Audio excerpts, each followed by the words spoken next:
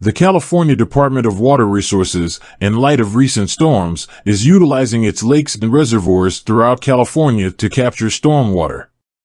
This recently led to the department's announcement that the State Water Project will likely be allocating 30% of DWR-managed water to go toward communities that use these surface water resources.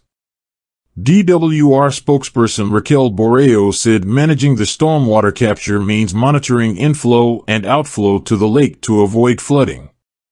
DWR is managing state water project facilities, including Lake Oroville, to capture as much water from the recent storm systems as possible while also meeting safety and flood control needs, Borreo said. Releases to the Feather River remain at a minimum of 950 cubic feet per second, while inflows are currently in the 7,900 cubic feet per second range, but decreasing with continued dry weather.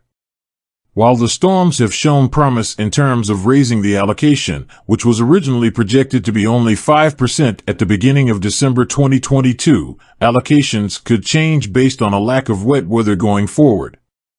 To determine if State Water Project allocations will change, DWR assesses several factors, including hydrologic conditions, State Water Project water supply demands, and environmental requirements, Borreo said.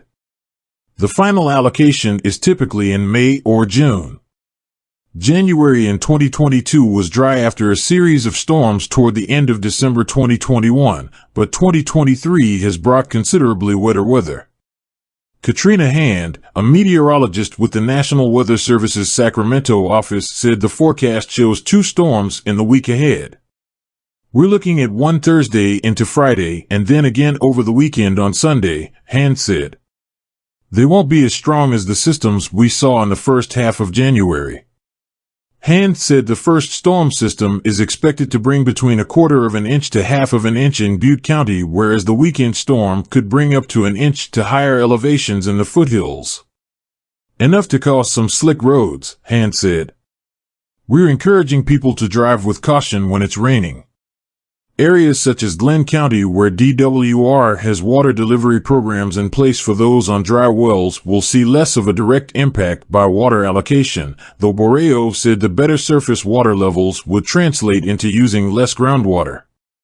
During dry and drought periods, when surface water supplies are lacking, groundwater is heavily relied upon, Borreo said.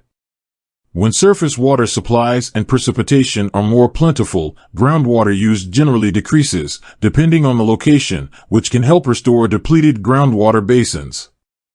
It's important to note that while the recent storms have helped the snowpack and reservoirs, the groundwater basins are much slower to recover and still have a long way to go.